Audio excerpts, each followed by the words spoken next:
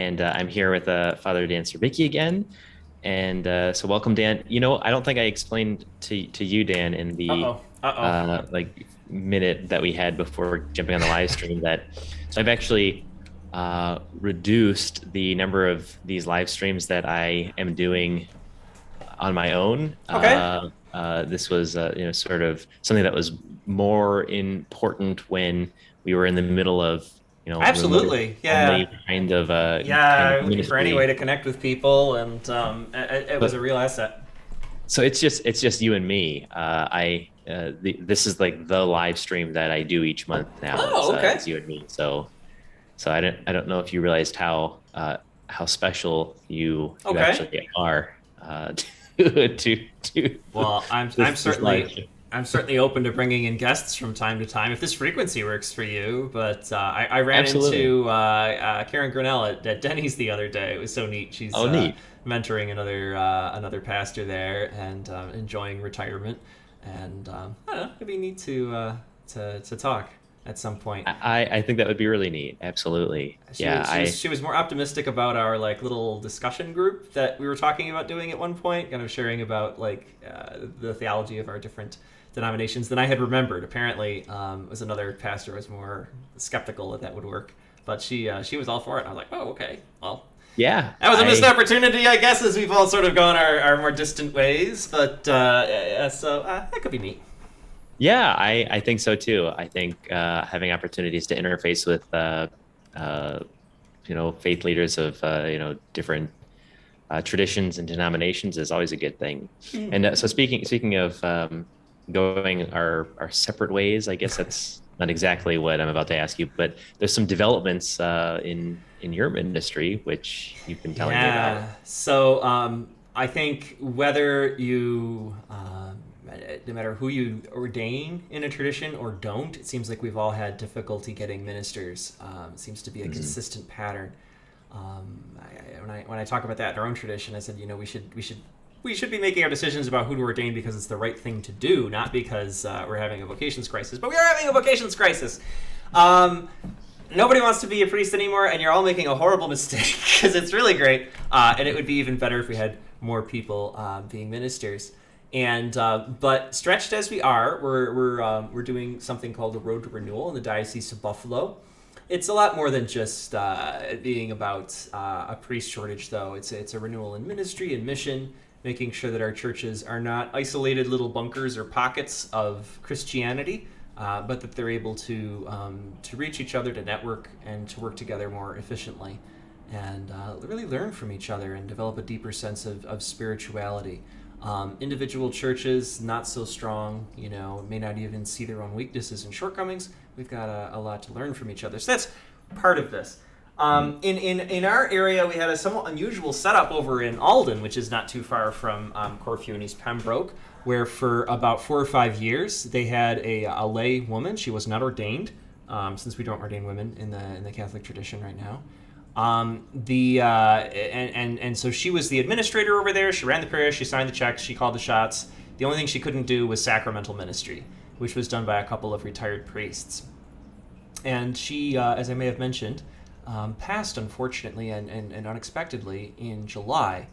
So I've been covering over there temporarily while we figure out what the heck is going on, and I will be announcing to both parishes this weekend what is going on. But since you're tuning in now, you get a sneak peek, I guess, at what's coming. And I really feel this content is that sneak peek of what goes on behind the scenes in our brains as we're getting ready for preaching. So the plan right now is that I would become pastor of both. I get it all. So I would be here at St. Max and in Alden as well. I'd be full pastor in both locations. And you might be thinking, Father Dan, that's a lot of masses on the weekend. That would actually be 7 masses on the weekend, which would be impossible. So they're going to be sending out a second priest. He's 4 months older than me, I think.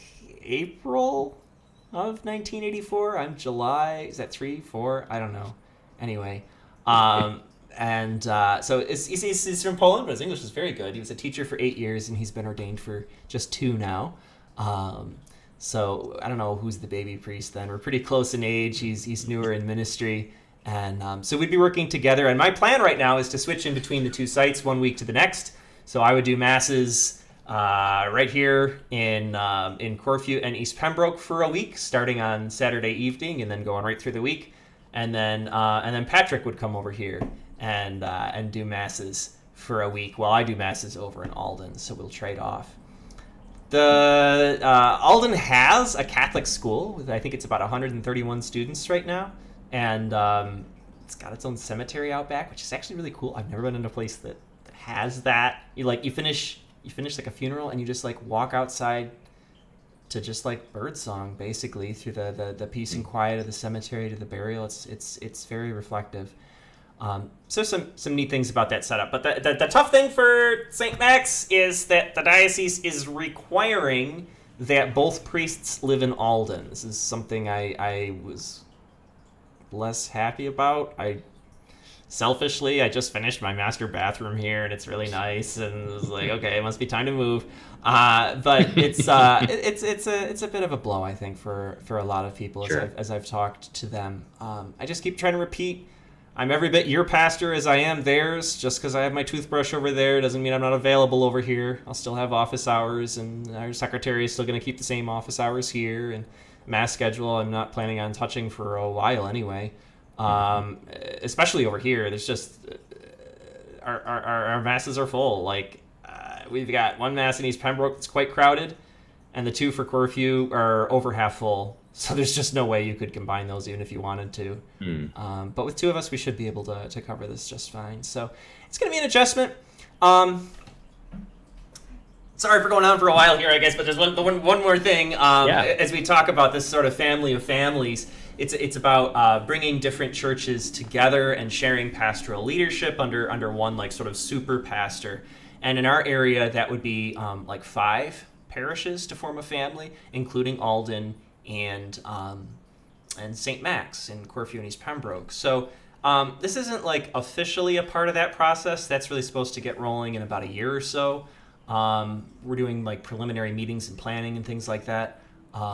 But given Deb's passing and the need for leadership over there, it didn't make sense to me to bring in somebody to try to cover for like a year or two, and then somebody else comes in and undoes everything that you did. It just helps to have some consistency, I think. Yeah. Well, I mean, that's all like really exciting, and I think, a road to renewal. I think that's something that like all religious communities can like hope for each other, right? Amen. We're all walking with the Lord, and boy, does He have surprises. You know, it's hard to see where things are going to end up. When I was in Corfu, I mean, a lot of parishioners, or some of my parishioners, lived in Alden. So I mean, the communities are. Oh, really? I didn't know that. They're close. I mean, it's okay. I was frequently at the Tim Hortons in Alden, right? So I'm getting comfortable over there. I gotta say, that's been a great spot for meeting people. They got a nice little bakery there in town too. Kind of reminds me of Buttercrumbs, but I go in there for sandwiches and things on lunch. So it's a nice place. Well, it sounds like it's a change, but probably renewal, like achieving renewal, getting to renewal requires some change, and this seems like, as far as changes goes, probably more of a change for you than it is for anyone in the parish itself. So, so prayers for you and for everybody. Thank you. Appreciate it. Specifically for a seamless transition, which it seems like is very possible. You'll probably see a different background. That's the biggest change for next time. So that's the biggest change for me and these live streams, I'm sure. I saw one streamer. I don't actually have a green screen, or I might do this. I saw one streamer, like, he moved. He got like an office and went from his place, and he literally like green screened the background to his old place, and then just like pulled up the green screen to unveil the new place. I thought that was great. But that's really great. You should consider doing that. The big unveiling. Yeah. Well, good. Okay. thanks for sharing that, Dan. It's I think good for people here in Pittsburgh who tune in for these live streams to get to know a little bit more about you, and so that's really Yeah, that's one of the quirks, I think, sure. of we've talked a little bit in the past. For whatever reason, the custom for Catholics is like the house comes with the church. Like when you move as a priest, like you don't have to worry about buying or selling a house. You get a house, it's furnished. I think in the old days it was much more common to be sharing a house. Then our ministry is celibate. You might be living in a house with another priest, maybe two priests. Some of those big parishes back then, they'd have, a second floor, but then a third floor on top, and you'd just be packing them in like sardines. Nowadays, it's, there's not as many of us. That's certainly not as necessary, but we've got all these houses sitting around. You might as well have somebody living in it. Your tradition, It would be less common, kind of a mixture, I think, whether a house would come with the assignment. You're in a place, whether you've got, what do you call it? Not a manse. I always mess this up. A manse. A manse. Manse. Okay. Think mansion, right? Okay, mansion. See, yeah, manse is like table, I think, in German, and I think that's where there you go. We had the Mensa was the cafeteria when I was studying in Austria. But anyway, all right, so. Well, yeah, no, in a lot of Presbyterian churches have kind of moved away from that model of accommodating housing for ministers, for pastors, but a lot of them still do, and as you know, in Corfu, they had a manse that that me and my family lived in. So, but yeah, it's kind of a mixed bag based on the location and what is best, sort of in a financial way for the congregation. So do you even play the piano? It seems like pianos just show up wherever you live. You don't even play, right? You just kind of like stare at it. You can play like chopsticks. Doesn't that count? Yeah, it creates an opportunity to learn if Yeah, that's like I was saying the other day about like buying vegetables. Because I don't really cook. I said, you buy, this is healthy. Like you buy vegetables, you put them in the refrigerator, and then when all of the vitamins have evaporated and they're in the atmosphere, you discard the husk, and this is healthy, right? It's like some variation of like essential oils or something. Yeah. Diffusing it into the air. Well, should we look at the gospel text for this Sunday? Yeah. Seems like a good thing that we can do together. I think that's what people are here, right? You wanna hear about the color of my walls and my furniture. It is really interesting to humanize ourselves, right? Yeah, I think it's kind of peek behind the curtain a little bit. So Mark chapter 30, Mark chapter 9 verses 30 to 37. That's your reading too. That's exactly what I've got. Yeah, we line up here pretty perfectly. So good. Well, I don't think we followed this approach last time. I think we talked about something a little differently. So I don't know who read the last time, I guess is what I'm really trying to say. So do you want to go ahead and read? Okay, be happy to do your that. Version, Dan. So as you said, this is from Mark chapter 9. And the translation that I'm using is taken right from the bishop's website. It's the New American Bible. Jesus and his disciples left from there and began a journey through Galilee, but he did not wish anyone to know about it. He was teaching his disciples and telling them, "The Son of Man is to be handed over to men, and they will kill him. And 3 days after his death, the Son of Man will rise." But they did not understand the saying, and they were afraid to question him. They came to Capernaum, and once inside the house, he began to ask them, "What were you arguing about on the way?" But they remained silent. They had been discussing among themselves on the way who was the greatest. Then he sat down, called the 12, and said to them, "If anyone wishes to be first, he shall be the last of all and the servant of all." Taking a child, he placed it... I have a typo here. Unbelievable. Okay. Taking a child, he placed it in their midst.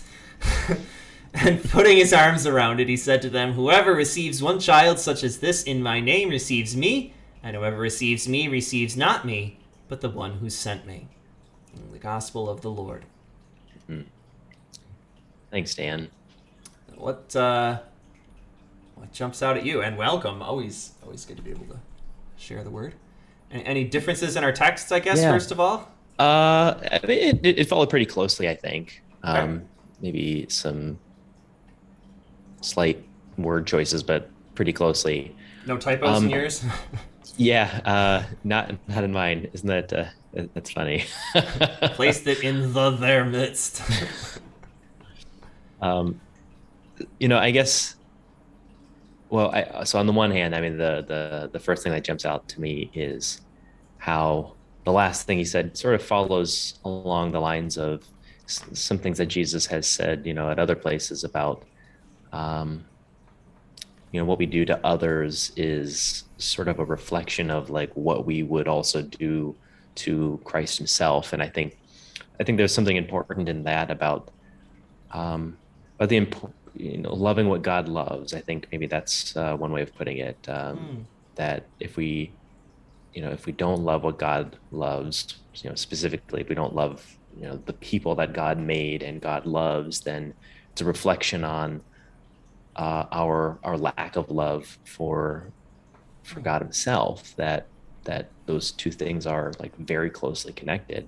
I think the thing that jumps out to me though, the most is just that language about the first being last, right? And I think about this from a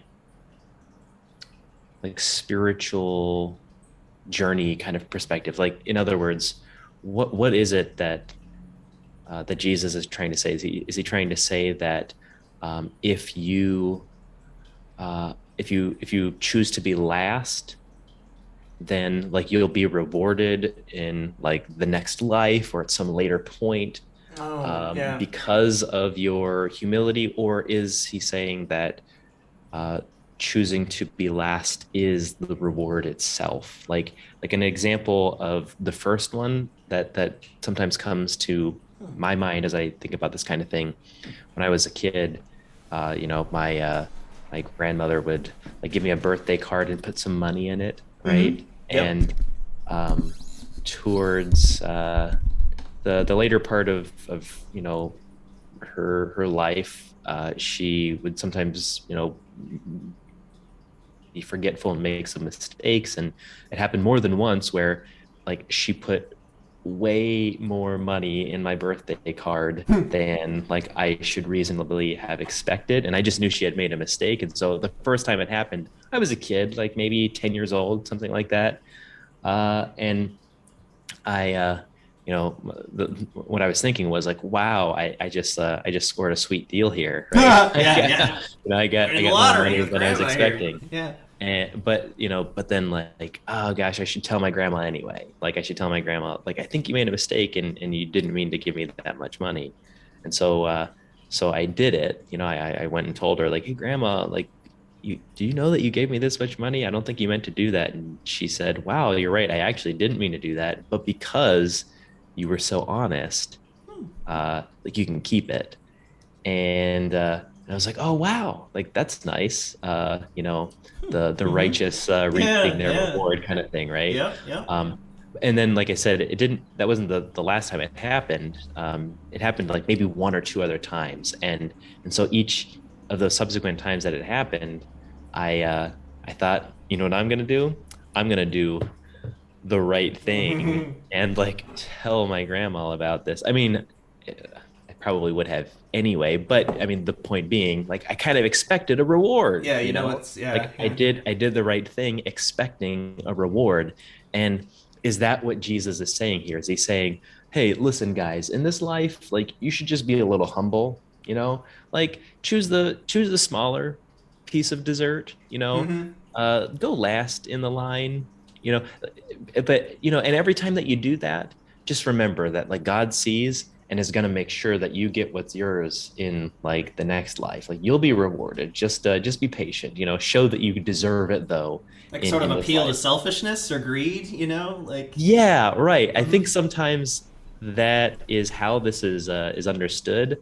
I certainly, my 10-year-old version of myself was kind of interpreting that kind of idea that way. Um, and I'm not sure that's what Jesus is saying, though. I think he's actually saying that there is a reward in being last. Like the reward is in humility. It's not like you know, maybe that like God is keeping score and saying like, all right, Aaron, in your lifetime, you showed humility a total of 500 times. Now here's your reward. Redeem it at the cashier's desk, right? like I don't think that's what he's saying, and I'm obviously being facetious there, but I think it's something more along the lines of like looking at the people in your life, looking at your community, looking who's present, and like identifying who is, shall we say, like on the bottom. um Define it maybe however you want to, but like look at who is on the bottom. And I think what Jesus is saying is something along the lines of like you should have the attitude of saying to that person on the bottom, hey, we're a community, and instead of me expecting you to come and meet me, like I'll come down to you. And and I think what Jesus is saying is the more you do that with like pure intentions of like truly wanting to uh be an equal with them, or to share your common like humanity with them, like you'll actually find that there's a reward in that, right? The reward is Mhm. in the sort of selfless giving Mhm. of you. I don't know if that makes sense or not, but uh, for me, that's kind of how I think about what he's saying there about the last being first. Yeah. Yeah, I don't know. Does that make sense, Dan? I I've been thinking a lot. This will come back to what you were saying. I hope. Um, I've been thinking a lot about secrets, particularly what scholars would call the messianic secret. In the why is it that instead of just blasting this good news out there, Jesus is here, Jesus saves, Jesus is the Messiah, he's the King, he's gonna help us all out here. Like Jesus is always trying to keep it a secret, and we see that at the beginning here. Jesus and his disciples left from there and began a journey through Galilee, but he did not wish anyone to know about it. Like, does this guy have a media manager? Like, does he have anybody that's doing PR, like communications director or something like that? This is a terrible idea. But there's a really good reasons that he does this. That he keeps things a secret, and we see as he begins to talk here to the disciples that there are some things about becoming, about following him that are very, very hard to accept. And if he started with those things, would anyone follow him? Hmm. So there's something to be said for gradually introducing someone to more and more difficult concepts. That Jesus is so patient with people, that he will reach people in their brokenness where they are at and help them to be slightly better in the hope that tomorrow they can be better still. So, good or goodest, if you will. So I think this is not just why he keeps so many things a secret, but also why he does parables. And he'll explicitly say that he does parables so that people won't understand. This is and anybody who studies the parables will say that you can understand them in multiple ways, on multiple levels, and that's why we've been here for 100 years, you and I, talking about this kind of stuff. And there's something new to say every weekend. So to return to your point, about selfishness, I think he's using an image or an analogy here about place and reward that is actually ambiguous enough that you could take the selfish approach. Hmm. And I think that's an improvement for some people. It gets them started. You know, if they go out there and they start helping the poor because they're like, yeah, I want to plan for the future. I want a good retirement package. You know, I'm packing it away in my 403b. And that gets them started. But maybe once they've started, they realize, you know what, this isn't so bad. There's good things that are happening here as well. Kind of ties into like what you might call the covenants of compromise in the Old Testament. Jesus says about Moses' teachings on divorce, it was because of the hardness of your hearts that, he allowed you to divorce your wives, you schmucks. But I guess I see in passages like this, there's a kind of a brokenness sometimes to a certain level of interpretation where you would say, yeah, that gets them going, but it's kind of selfish.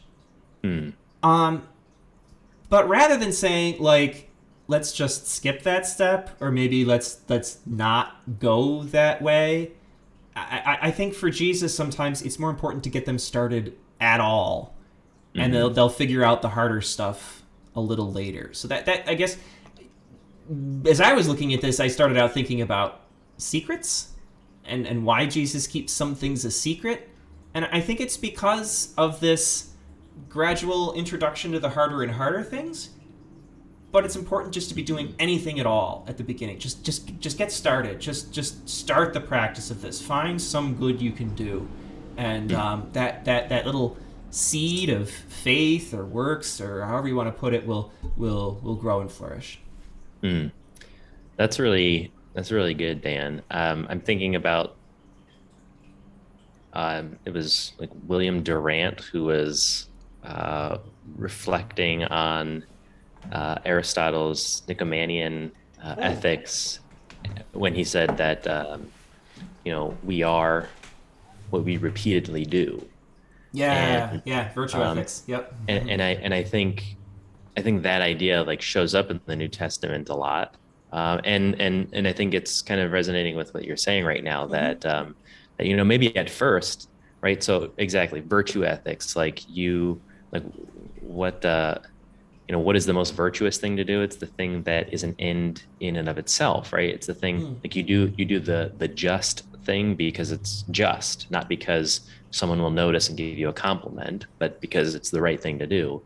That's the most virtuous thing to do. And I think like what he means too by saying we are what we repeatedly do is, at first you might be doing things that are just, or things that are kind or selfless, even for other ends, like with ulterior motives. But just keep doing it. Just keep doing it, right? How do you become a just person? Just like practice doing just things all the time. And to be honest, I think Catholics have an edge on Protestants here. I think there's like, well, I think there's, built more into the like catechesis of like Catholic practice, just we've talked before about, like prayer, fasting, and almsgiving, right? Like doing those things as a way of a spiritual discipline. It's like do almsgiving, not only because it like helps someone in poverty, but because like it teaches you something about being the type of person who cares about people in poverty, right? Like I think the incarnation, not just giving blessings from heaven, but joining people in their suffering. Well, and I think that's connected too to the idea of works, right? Like works, like the more you do works, the more you become a person who does works, right? I mean, like Yeah. that's like kind of the Yeah, idea. it's another way of putting this. Fake it till you make it is sometimes used in our Right, our right. society, but it's essentially a good habit. When you contrast a virtue and a vice, it's you're just talking about habits, a good habit or a bad habit, particularly when it's connected to moral behavior. So I think you can talk about getting better motives as you go. It's one of those things you can work on, but the point is just to start. Just start. Do something. Yeah. Yeah. Catholics have certainly messed this up historically. And we can talk about indulgences and all the abuses and even to this day, like we're an awful train wreck. There's a lot of things that have gone wrong in our church that have given people reason to be wary. But I worry about the overreaction to works. I think sometimes that people can no longer hear what Jesus is asking. When Jesus says, "Whoever receives one child such as this in my name receives me, and whoever receives me." If you hear that passage and think, "Uh oh, that's too Catholic," like I can't do that. First of all, I apologize on behalf of the Catholic Church that we really kind of like give this horrible stigma to works sometimes, but we both have to be able to soak in the scriptures, and when we talk here about being the servant of all, it means using your hands and your feet as well as your heart and your mind. Hmm. Yeah. Yeah.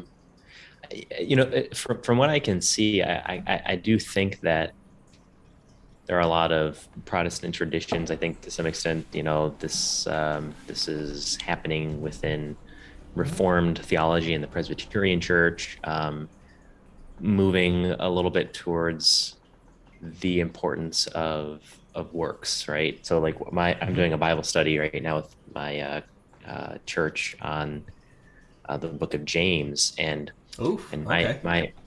that's a very Catholic friendly It is a kind very of Catholic friendly work. I book. know Luther wasn't a big um, fan, but yeah.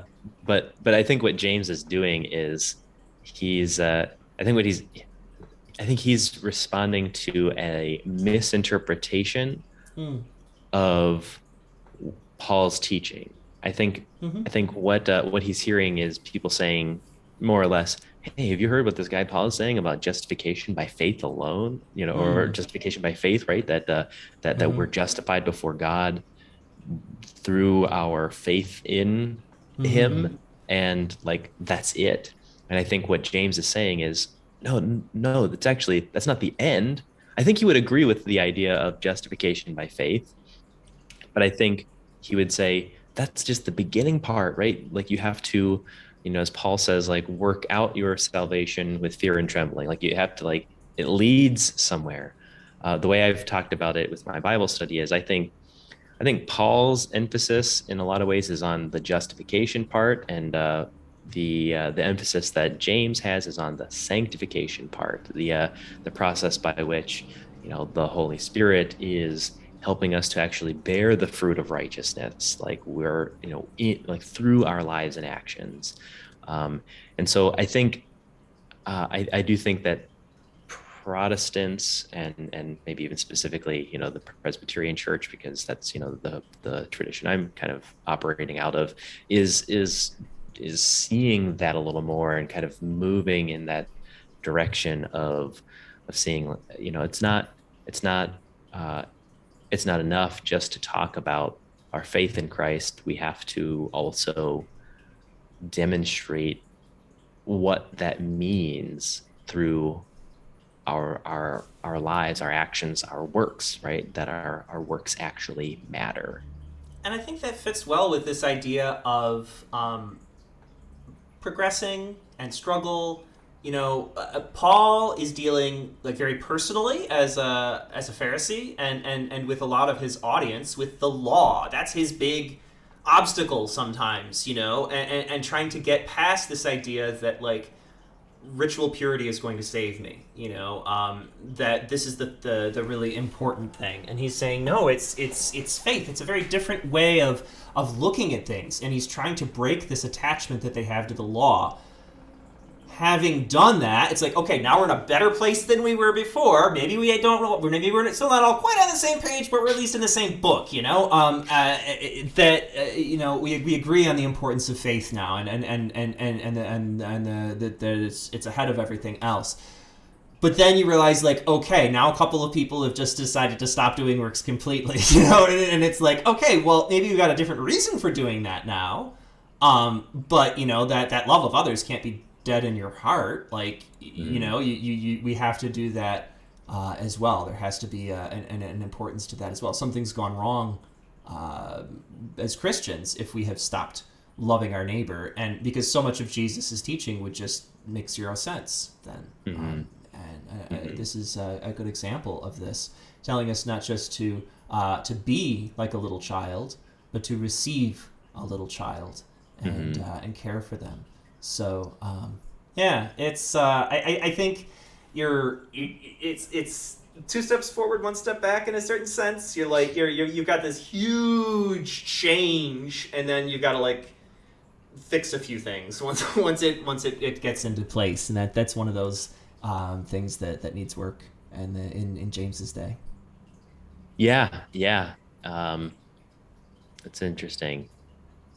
Dan, is there a, we've kind of entered into that conversation through my observations. Is there like additional insight that you had after reading this passage yourself?